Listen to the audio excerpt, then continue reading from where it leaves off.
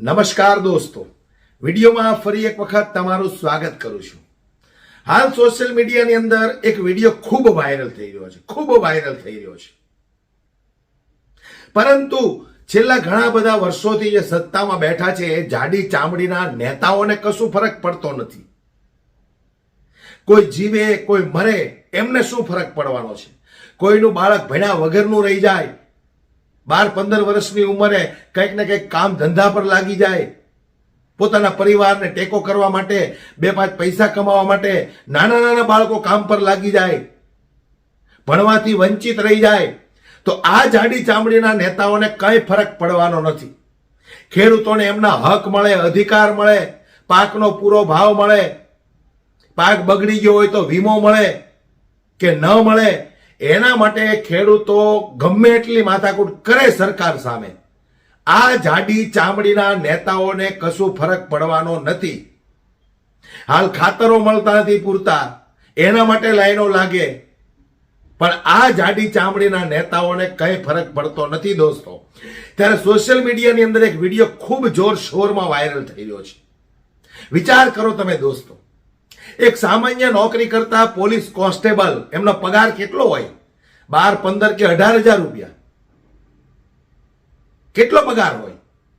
એમણે આજે પોલીસની નોકરી છોડી દીધી। વિચાર કરો તમે, શા માટે છોડી દીધી? આ ખેડૂતોની વેદના એનાથી નથી જોવાતી। આ જાડી ચામડીના નેતાઓ સત્તામાં બેઠા બેઠા સુખ જે ભોગવી રહ્યા છે અને ખેડૂતોને આપવાનું થાય એટલે તિજોરીઓ ખાલી, પોલીસને પગાર કરવાનો થાય તો તિજોરીઓ ખાલી। વિચાર કરો દોસ્તો, આપણે કઈ બાજુ જઈ રહ્યા છીએ, કોને મત આપી રહ્યા છીએ? ત્યારે જે સોશિયલ મીડિયાની અંદર એક વિડીયો વાયરલ થયો છે, એ વિડીયો હું તમને બતાવું દોસ્તો। 5-1 મિનિટનો સમય કાઢી અને વિડીયો સાંભળી લો કે સરકારી નોકરી છોડવા પાછળનું કારણ શું છે। તમારા રૂવાડા બેઠા થઈ જશે વિડીયો સાંભળશો ને તો।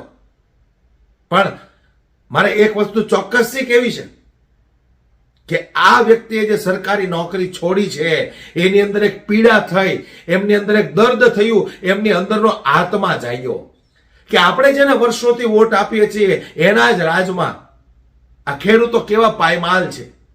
નથી પાકના પૂરતા ભાવ મળતા, નથી ટેકાના ભાવ મળતા, નથી સમયસર ખાતર મળતું, દવા આટલી મોંઘી।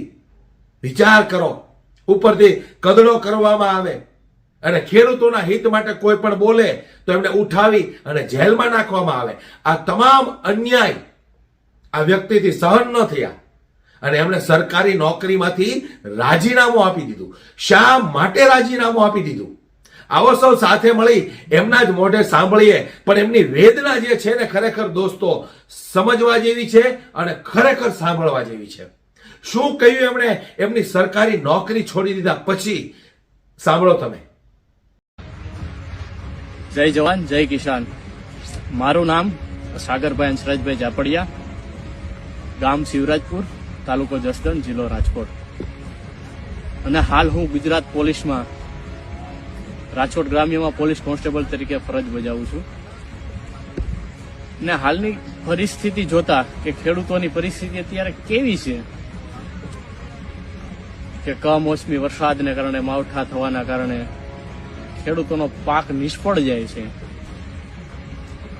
ત્યાંથી બોટાદ એપીએમસીમાં જોઈ લો તો ખેડૂત દિવસ રાત મહેનત કરી અને પાક તૈયાર કરે છે, અને તૈયાર પાક થાય પછી માર્કેટિંગ યાર્ડમાં વેચાણ કરવા લઈ જાય છે, અને ત્યારે ત્યાંના વેપારીઓ ખેડૂતોનો એકવાર માલ વેચાણથી લઈ લે છે કે એક ફિક્સ કરે છે કે ભાઈ આટલા રૂપિયા આ માલના આવે, અને ત્યારે ફરીવાર જ્યારે એમના ગોડાઉને લઈ જવામાં આવે છે અને ત્યાં ખેડૂતે પાસેથી 100-150 રૂપિયા ઓછો ભાવ કે જેમના કટ મારી દેવામાં આવે છે, જે ખરેખર એપીએમસીમાં નિયમો વિરુદ્ધ છે। કે ખરેખર એકવાર હરાજી થયા બાદ જે કિંમત નક્કી થઈ હોય વેપારીને એ કિંમત ચૂકવવાની હોય છે। તેમ છતાં કે ખેડૂતો કહે છે કે આવો કડદા ના કરો, અને ખેડૂતો કે જે નિયમો વિરુદ્ધ ખોટું કરે છે વેપારીઓ, અને ખેડૂતો એકઠા થાય છે તો એમને એકઠા થવા દેવામાં નથી આવતા। અને અત્યારે હાલની પરિસ્થિતિ એ કે છેલ્લા 4 મહિનાથી ખેડૂત મહેનત કરતો હોય ને ત્યાર પાક આ કમોસમી વરસાદ માવઠું થવાના કારણે નિષ્ફળ જાય છે કે ખૂબ નુકસાની આવે છે. એનો જ તમે અત્યારે એક નજીવો દાખલો લઈ લો તો વિછા તાલુકાના રેવણિયા ગામમાં કે જે એક નાનો ખેડૂત કે જે પોતાનું ખેતરમાં વાવેલું બિયારણ બાકીમાં લાવે છે, વાવણી ટ્રેક્ટરથી જે વાવેતર કરવામાં આવે છે એ બાકી કરવામાં આવે છે, જે દવાઓ એ પણ બાકીમાં લેવામાં આવે છે, ને પાક જ્યારે તૈયાર થયો ને કમોસમી વરસાદ માવઠું થવાના કારણે એ પાકમાં ખૂબ નુકસાન આવે છે, તો ખેડૂત એટલો ચિંતામાં આવી જાય છે કે હવે મારે શું કરવું. તો છેલ્લે એ એવું પગલું ભરી જાય છે કે પોતે આત્મહત્યા કરી જાય છે કે આ લોકોના હું પૈસા ક્યાંથી આપીશ. અને આ બધું તમે વસ્તુ કોણ સમજી શકશે કે ખેડૂતોનું સતત શોષણ અને દમન થાય છે, એ ખેડૂત જ સમજી શકે છે. અને આ જે વસ્તુ છે એ જોતા